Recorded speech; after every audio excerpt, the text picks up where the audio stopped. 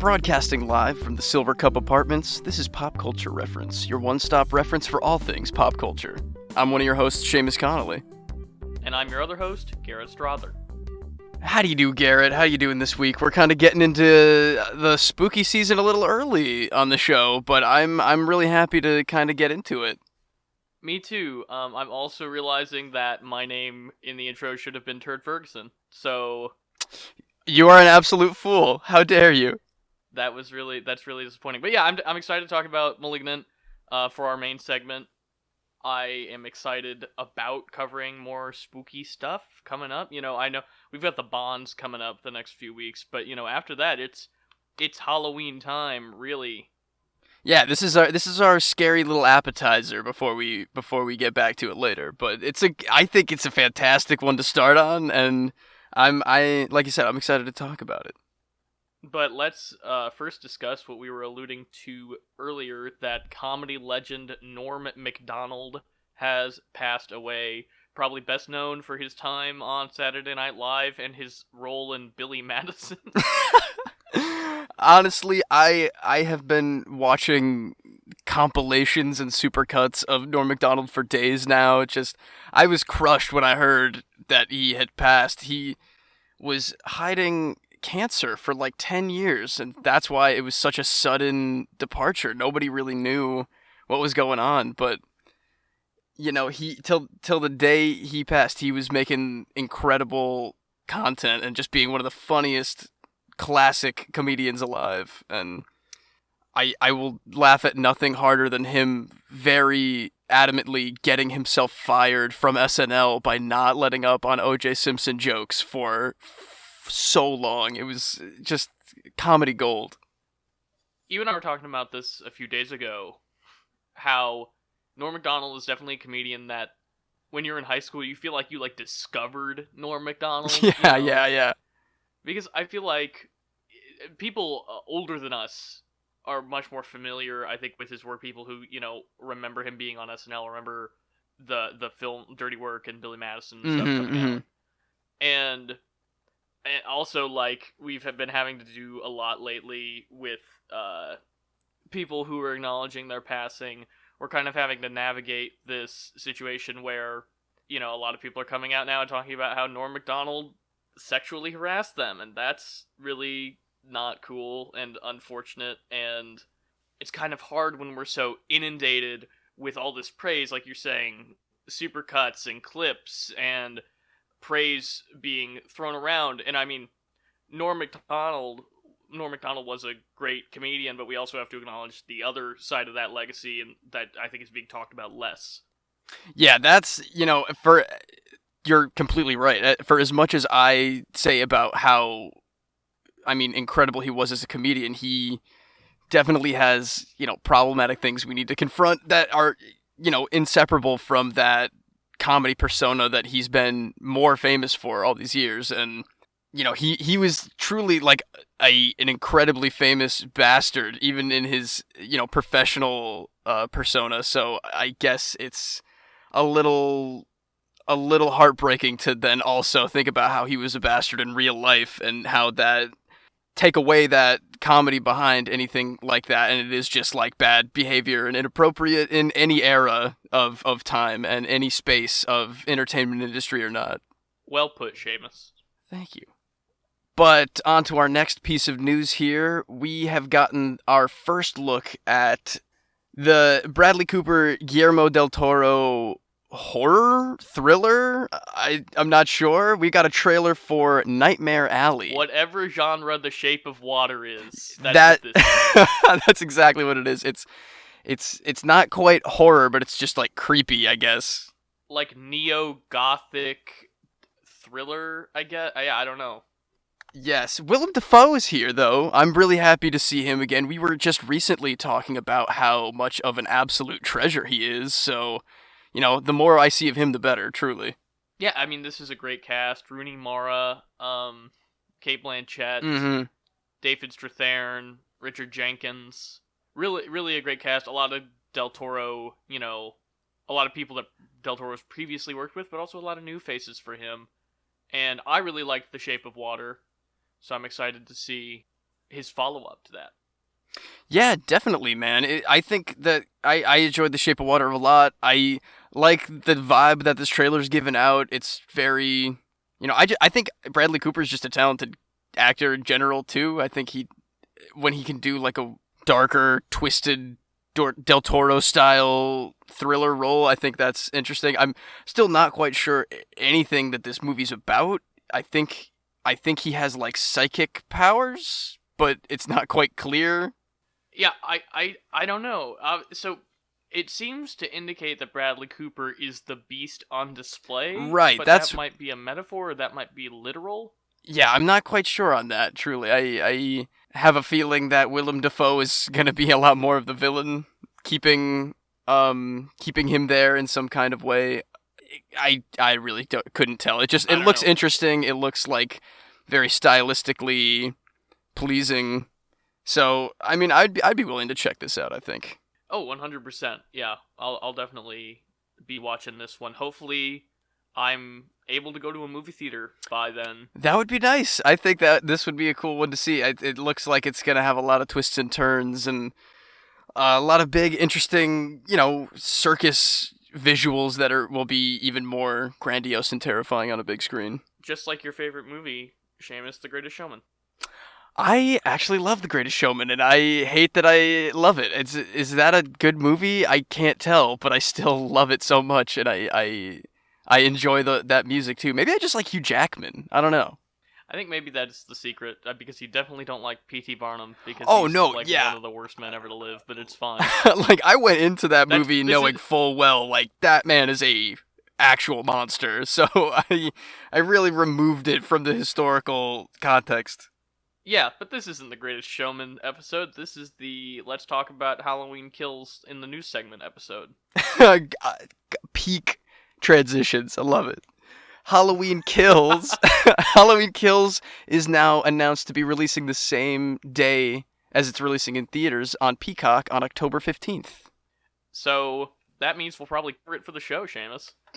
I am kind of in. I didn't get a chance to see the Danny McBride Halloween Legacy sequel that came out a couple years ago, but I heard it was fantastic. Halloween, I think the original is one of the best classic horror movies up there for sure, with like Nightmare on Elm Street. I think those two are like the absolute peak, and I wouldn't mind catching up on some of these sequels, Garrett. I did a little research before the show, and end to end watching all of the Halloween movies from the original to the Danny McBride one would take 17 hours and 8 minutes, and I don't think that's that bad of an undertaking. That's chump. That's nothing. Right? We could do that, dude. I'm telling you. The thing that's crazy to me about that, the idea of doing that, is especially funny because the entire point of this new Halloween reboot thing is that only the first one matters. It's only the first one, and then the new one, and then Halloween Kills. Oh, yeah, I know. But I have been, my whole life, I've never seen it, but I've been fascinated by the idea of Halloween 3, The Season of the Witch. Oh, the one that doesn't have Michael Myers in it? Yeah, that's like they attempted one, they like dipped their toes into an anthology and immediately backtracked. And I heard it's not even that bad of a movie, too. I've never seen enough of those sequels to really know what his deal is. Like, he's just a crazy kid who grew up to be like a supernatural monster. Like, he can survive getting shot and stabbed and impaled and thrown out of a window and just like walk it off. I think maybe the new Halloween 2018, I think maybe gets into that a little bit. Wait, would we also do the remakes in your absolutely. The Rob Zombie ones, you know it, dude. Yeah, I know those get into it a lot, but I don't know. I'm not steeped in the Halloween lore. I've only seen the original. I love John Carpenter. I mean, yeah, the first one's great. John Carpenter made sure of that, obviously, and I like Jamie Lee Curtis a lot. She's a great horror movie victim. Is that a weird thing to say? She's a great final girl in that movie of just like kind of still a badass, even though she's getting chased around. I was gonna say, Seamus, I believe the preferred terms are either Scream Queen or Final Girl. I do like Scream Queen, I'll say that. Her and her mama before, Who is her mama before her? Janet Leigh, the most famous scream queen of them all, like Psycho's Janet Leigh. Oh my god, I didn't know that. Holy crap. But like Michael Myers, let's stand in one place for a really long time and then suddenly be somewhere else. That's absolutely fantastic. Let's go somewhere else. Something akin to Home Alone 2? Lost in New York, perhaps? Seamus, this new Hawkeye trailer, I can't believe I'm about to say this. I am so excited for this show now.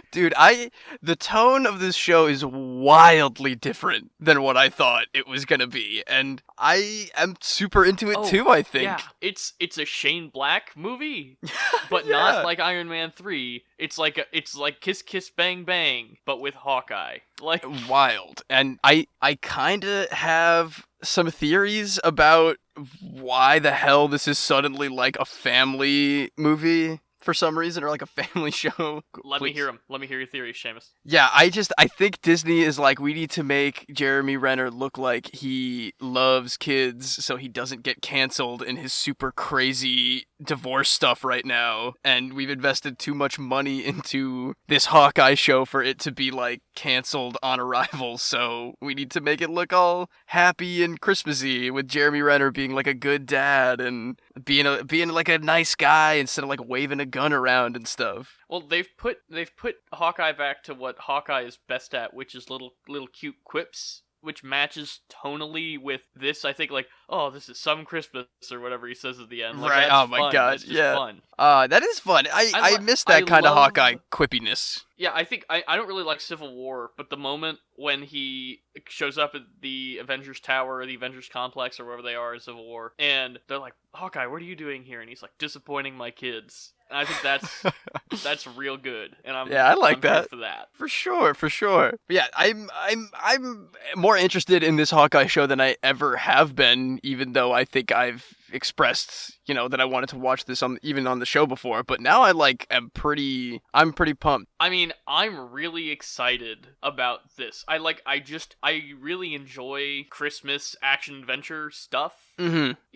I mean, Obviously me too. Die Hard. Lethal Weapon too. I mean, Lethal Weapon's whatever. I'm not a huge Lethal Weapon guy, but that's another Shane Black. Yeah, so. exactly. And yeah, that just vibe of action movie Christmas it's like two very joyous, bright, loud things kind of slamming into each other, and I think that works very well. Also, Rockefeller Center Christmas tree action scene, yes please. Oh, just give it to me hell now. yeah. Inject Hell it into yeah. my eyeballs. Yes, dude. I would love to see some kind of ice skating bow and arrow montage. I also loved seeing like the Molotov cocktail break window catch and throw back little maneuver was very choice. Yeah, they're gonna make Hawkeye competent, which I don't necessarily like, but it is interesting. No, I feel like Hawkeye could like cross over with Falcon and the Winter Soldier at the end of it. They're of the same like lifeline of like a lot more grounded. Hawkeye can be doing things and be the hero because it's not like a Kang is on the other side of things. It's going to be like the Yakuza or whatever that are still angry that he killed them. Yeah, I'm not really sure where this is going. Obviously, they have all the Ronin stuff that they tease out in this trailer, but I don't know if that's going to be a main villain plotline or if that's just going to be a setup for him and Kate Bishop to find each other. Yeah, it kind of looks... I'm curious. It kind of looks like Kate Bishop is trying to take up the mantle of Ronin to like maybe be a ruthless killer, and Hawkeye's going to help her find the spirit of Christmas and like become an Avenger and stuff, and it'll be great. You think Santa Claus is finally going to join the Avengers? I mean, I know Santa Claus is in the DC universe. Is he in the Marvel universe? Could we get real Santa Claus? I don't know. That'd be pretty nice, though. I'd like that. That'd be fun. I always thought it would be really cool to do a Iron Man-esque movie about a rich guy who decides to become Santa Claus and use a bunch of technology to do it. That sounds like a Marvel one-shot after like Iron Man 3. The kid from Iron Man 3, he grew up to become Santa Claus. That kid, Santa Claus. I hope that kid becomes something actual in the MCU. They'll have a plan for him, right? They've got a plan for everything, Seamus. There's 18 Disney Plus shows in the works, and they're God. all somehow about Julia Louis-Dreyfus. Oh yeah, she's the next Thanos, truly. We've got one last piece of news, though, Seamus, and it's that Taylor Swift surprise dropped her Taylor's version single of Wildest Dreams. And despite the fact that her Red Taylor's version is the next album to be released, Wildest Dreams is originally from the album 1989. So that's an interesting little twist there, probably due to the fact that I guess Wildest Dreams is going really big on TikTok right now, so she wants her version out there for people to use. Trying to capitalize on that. That makes sense. That also shows that she is not really slowing down at all. She's probably got a lot of her future albums already in the works for her own versions, and that's pretty much what we like to see on that. Yeah, I liked this version. It sounded so much like the original. I thought, I think more even than anything that from Fearless did, but also 1989 is so much more recent, so much closer to her current style than Fearless was, that I feel like it makes sense that there's a little bit of less of an audio disconnect there. Yeah, I was kind of saying this when we covered the first Taylor's version album, that it's going to be interesting as somebody who never really followed her music to see that evolution as it goes, and that's kind of an interesting part of it, is hearing the stuff that is catching up to the present and having it be, so much less mixed and so much less disconnected from those originals. It's a cool experiment to see go down. Yeah, I'm excited to continue covering it, and I'm also excited to talk about our main segment, James Wan's Malignant. Let's do it, man. Today's main segment is the new James Wan horror film, Malignant, now in theaters and streaming on HBO Max. Seamus, what do you think of this movie? I gotta say, man, I really loved what we saw the other day. It was genuinely surprising. Like, there were a lot of concepts that will be familiar to anybody that, loves a good horror movie, but it had enough twists and turns and, very original thoughts and ideas in there that I could definitely easily say, impressed both of us when we were watching it. So I definitely recommend this one, I think, and I would maybe even say see it in a theater if you're comfortable with that. I don't know if, this isn't like another Saw movie from Wan. It's original ideas, so maybe less people will be inclined to go to the theaters, but I also had a great time just watching it on your couch with you the other day. Yeah, it's really a fascinating little piece of media here because it's not the kind of film that really gets made anymore. It's definitely a 80s, straight to video horror schlock throwback. Oh, yeah. That Wan is putting his own spin on. It still definitely feels like a James Wan movie if it were just cuckoo bananas. Yeah. Yeah. It's gory, it's weird, it doesn't really make sense, but it's so well executed, and it revels so much in the fact that it's stupid that it works. It just clicks. Yeah, whatever it is about it, it's so, I don't know, it's like you said, it's that 80s, 90s horror that you don't need it to be super over-explained, I guess, to have that entertainment factor be, more than present. We were having a great time from start to finish, trying to have fun with the classic stuff they were putting out there and still, reveling in that weird, gory, some truly unsettling images that going along with how they decided to model the big bad in this movie. And immediately the movie starts off telling you that this is going to be a weird, dumb throwback, because the genuinely terrible cold open to this movie is a, B-movie asylum scene, which is shot all green. Yeah, it looks like, yeah. Like what Hogarth watches in The Iron Giant. It Yes. gives me that vibe. Totally. Almost Ed Woodian, Yeah, truly very over the top. And that, that's some spoiler stuff, but just it rolls into itself so well. That intro into the, very similarly themed old school opening credits right into the actual story. It's such a fun and kind of nostalgic feel for a movie that came out, a week ago. So I was very happy with with it. It was also really interesting, and I'm assuming this is a intentional choice, to not have a single actor that I really recognize in this film. Yeah, that was an interesting choice, I think. I really loved, I didn't have a problem with anybody's performances, really, I don't think. I was pretty compelled by everybody. I had favorites of the cast by the end of this movie, and, I think maybe the idea of having those bigger names would have just distracted from what this movie really is, which is just a very good original story. Aung Suna-moon from The Mummy is in the cold open in like 2 shots. Yeah, that both was... of us were like, we know who that is. And then... Yeah, man, that was a shock when you told me that one. That's a lot of fun. That was the most recognizable actor in the entire movie. It was totally worth it. That's very fun. But yeah, it's not my favorite James Wan movie by any stretch of the imagination, but it's showing that he clearly is excited to be back working in the horror genre and wanted to do something original, wanted to do something that had roots in the kind of films that he clearly grew up loving, and we're going to talk a little bit more about that during our pop culture reference. But overall, I had a really good time with this movie. Definitely glad I watched it with you. I feel like I would not have had as much fun if I was just sitting alone watching it. Yeah, I think so too. This is, for as much of a horror movie as this really is, it's like, it's got these, I don't want to say like goofy, but it's definitely got that bizarre factor. It's funny. Yeah, am I crazy? It is a little funny to like be able to point out the insane things that are so out of the ordinary for a movie like this. It's a lot of fun to watch with a lot of people, I think, too. Or at least just somebody also, to like laugh with, I guess. Before we get into spoilers, Seamus, did you think this movie was scary? Because we were watching it together and there were like 2 scenes where I felt like you and I had any tension.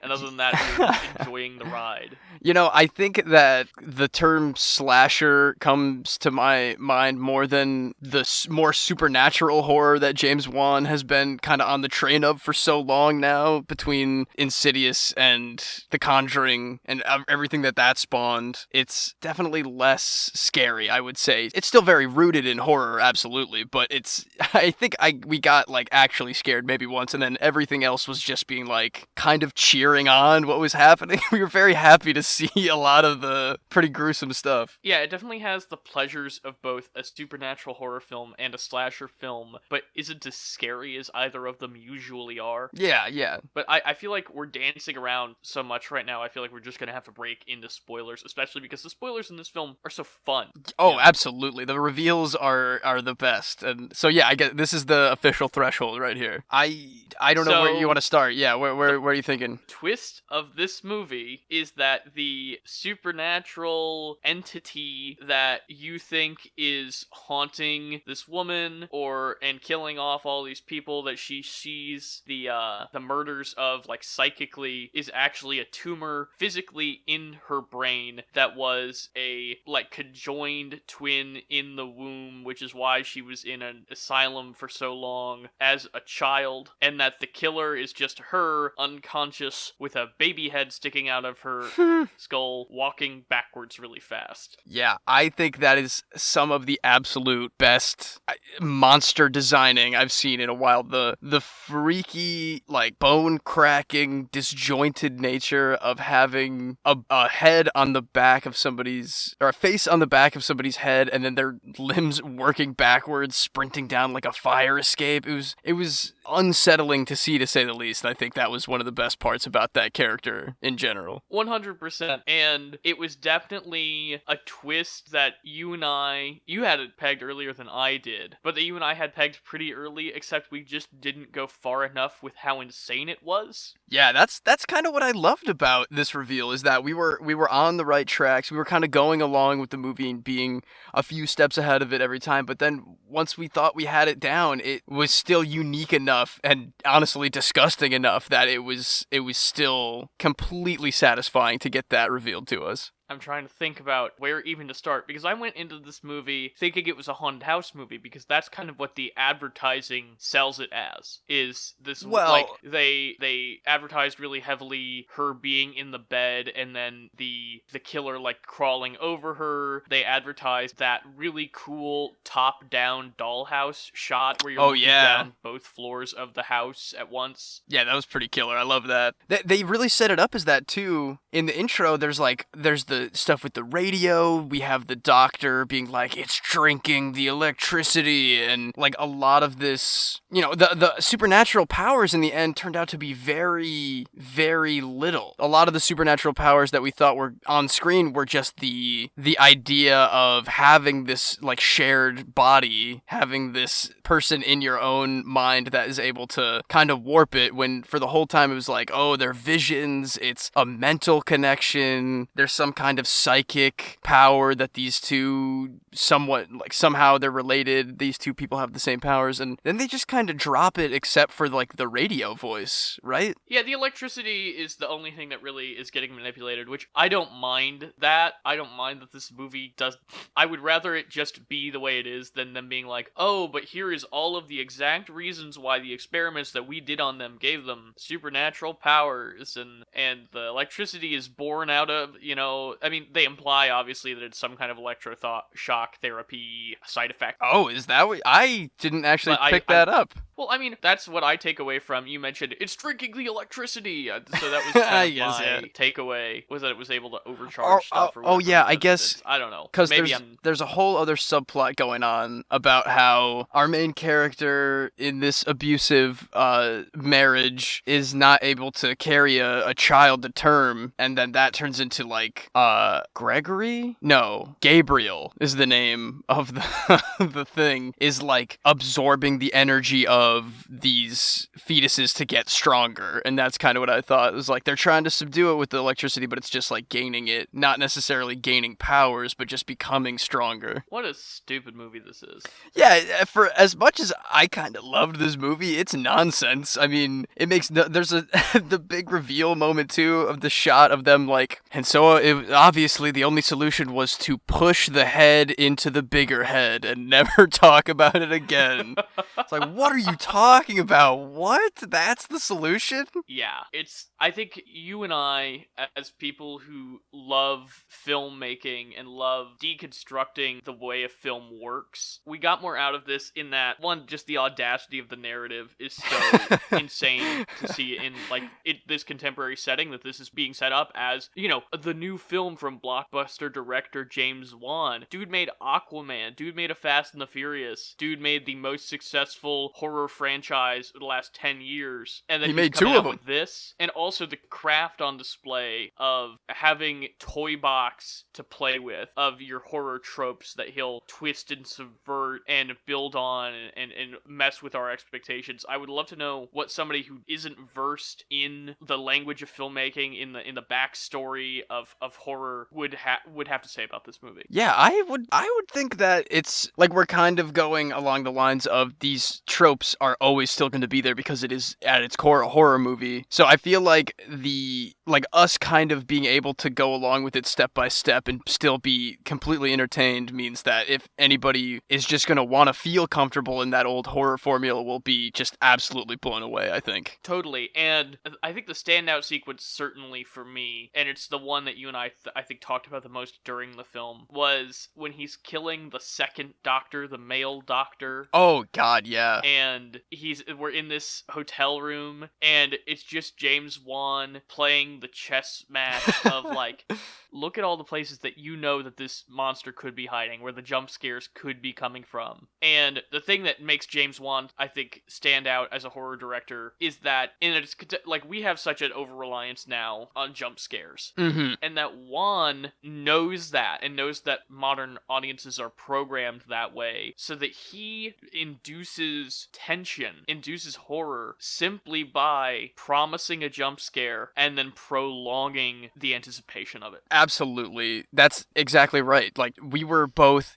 every time they zoomed in on a dark corner, anytime there was a single spot that, he was flippantly moving past without looking in the direction, we were like, like, it was so perfect the way he was able to fully anticipate and, like you said, just like play with those expectations. And then in the end, finally getting finishing that sequence off with that just bloody slaying. Like, we get what we paid for, and we still get that extra fun long ride of that slow burn. It's very well done, and all with like the Silver Cup Apartments sign, like with the flashing red neon, and the just set design of this like fancy apartment against the building dread is just very, very well done. And that sequence actually technically ends without him getting killed, without any kind of scare, because we cut back right. to our main character.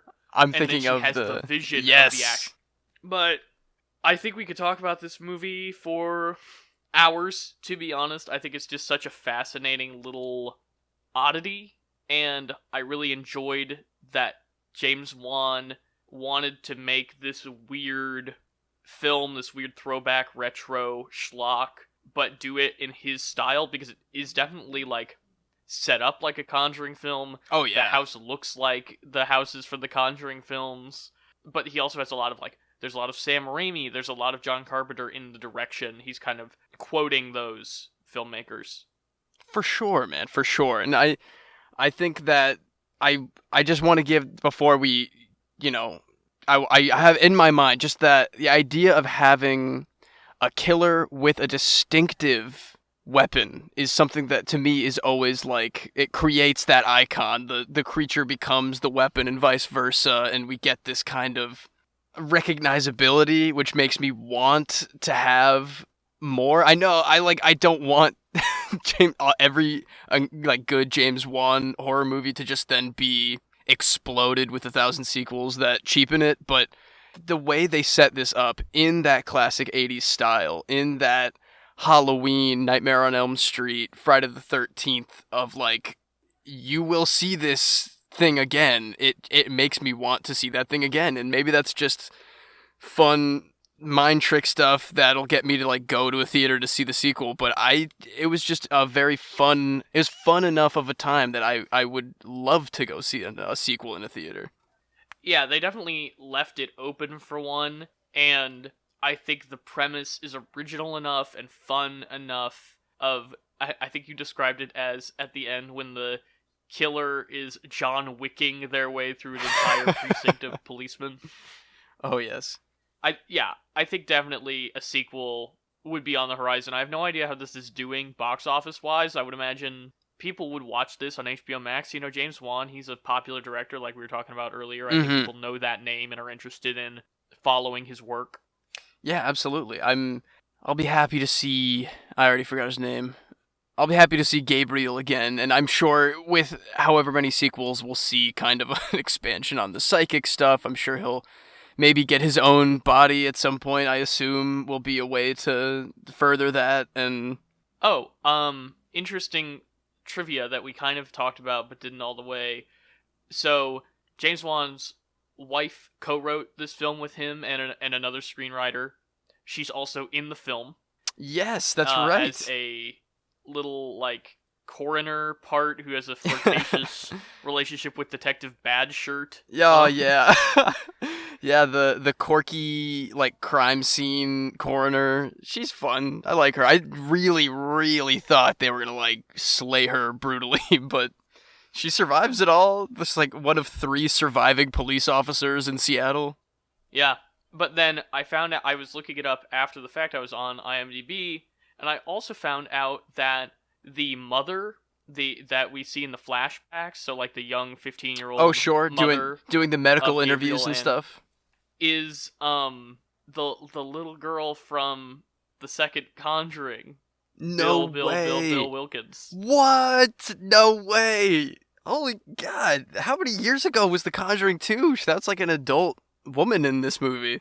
Well, I mean, she's, what, probably 15 in The Conjuring 2? Really? I thought, maybe, I guess maybe.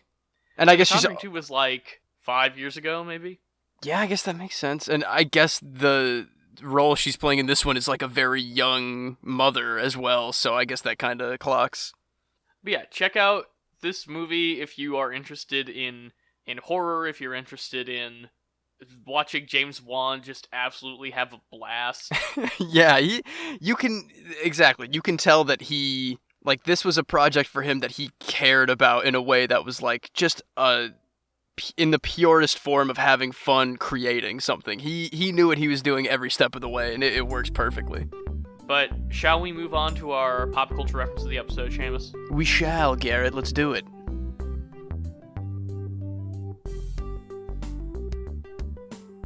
Today's pop culture reference is Giallo horror.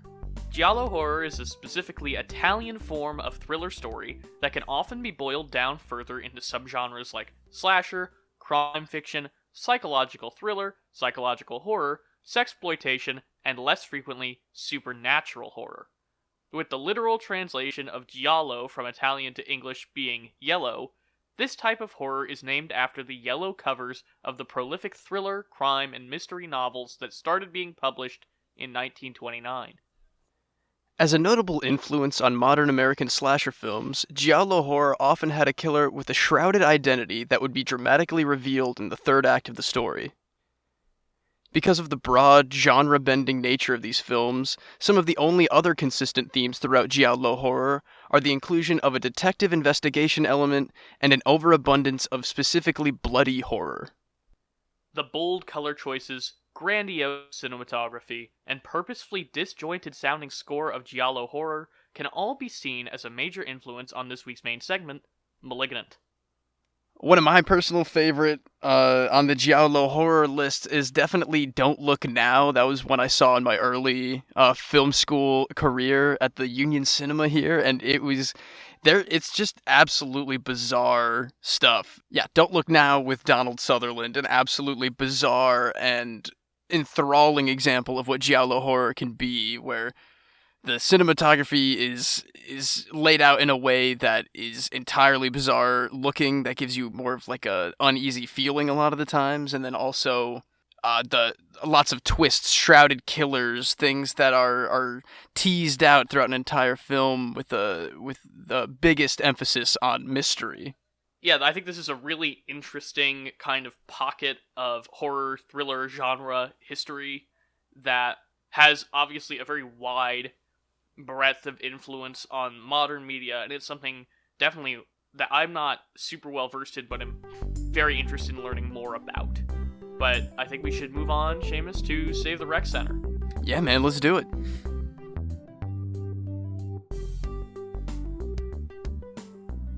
Now it's time to Save the Rec Center, where we give you our weekly recommendations. What do you got this week, Garrett? Well, this week it was the end of an era as Brooklyn Nine-Nine aired its series finale on NBC, a show that has been one of my favorites over the last several years. This last season got off to kind of a rocky start, where they were kind of clumsily trying to address some of the controversies and cultural shifts around police work that's happened over the last few years. And I think by the end of the season, they'd actually found a really good groove and meaningfully addressed it in complex ways that were true to their characters. And the finale delivered what I would consider to be a genuinely meaningful, strong conclusion to all of those characters' stories, if being a little bit, hey, remember this? So I like Brooklyn Nine-Nine. I don't know how it would feel to go back and start it from the beginning, but I was very impressed with how they finally stuck the landing, and so I guess my rec center in general is Brooklyn Nine-Nine, and if you've fallen off of it, if you've only watched a couple seasons, I say it is worth going the rest of the way through. The last couple seasons, there definitely has been a lull since they moved to NBC, not being sure exactly what to do with all of the characters, but overall, I still think it's just one of the tightest written sitcoms ever that has genuine ideas about how to keep their characters evolving, growing, interesting. It's effortlessly diverse and deals with genuinely difficult topics that a lot of sitcoms steer away from. Plus, it's really funny. Yeah, that advice honestly sounds like it's directed exactly towards me. I started the first couple seasons and really loved it, but, never really kept up with it for whatever reason. I guess I just, I took other priorities, but I'm glad to know that they really did come through in the end and wrap it up with a little bit of a point to it, is from kind of what I'm hearing, and a lot of the other stuff I'm seeing, not just your view on this. People are saying like it was really satisfying and a good way to go out. So maybe I will. Maybe I'll go back and start it from 1. Actually, give it an earnest try all the way through. I mean, now that it's wrapped up, I think maybe that'll go up there with my regular roster of like old NBC comedies that I usually put on. It's definitely. It feels like The Good Place was like the logical conclusion to all of the great NBC comedies. Right. And Brooklyn Nine-Nine feels like it's in this weird zone where it's the spiritual successor to all of those things, especially considering the fact that it spent so much of its life on Fox. You know? Yeah. But it's got so many of the same creative team, Michael Schur, Dan Goor, a lot of the same writers and actors. So it definitely fits in with all, I know you're talking about, but for our audience at home, 30 Rock, Parks and Rec, The Office, Community, The Good Place, all of these exceptional sitcoms that broke new ground. And I think Brooklyn Nine definitely deserves a place with those. Right on, right on. But what do you have, Seamus?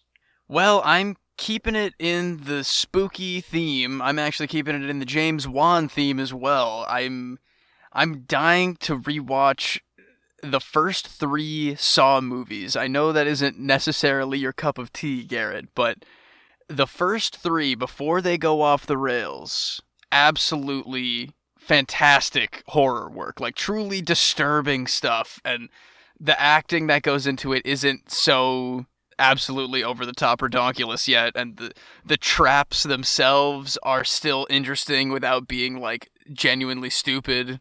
Cary Elwes is up in that first one. He's like the main character, which is weird to see him in that kind of role.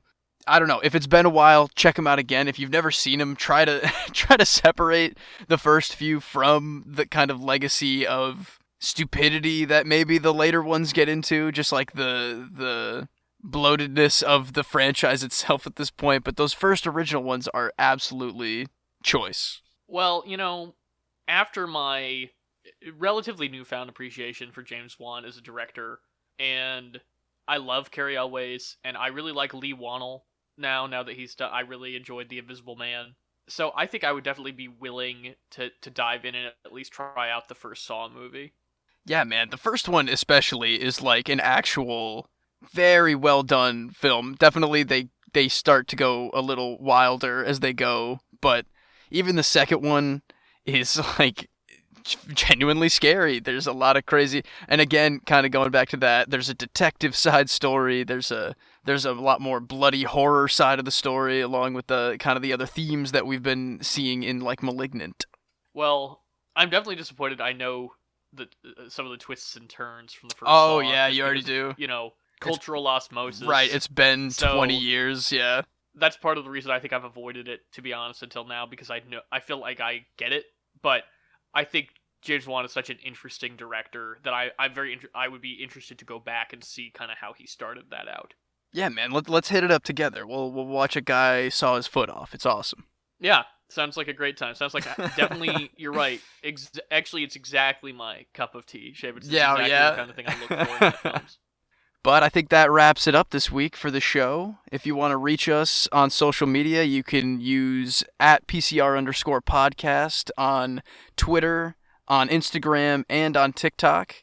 And if you want to send any comments, questions, or suggestions to the show directly, you can email us at popculturereferencepod@gmail.com. Next week, we're going to be starting our 3-week Daniel Craig Bond-a-thon.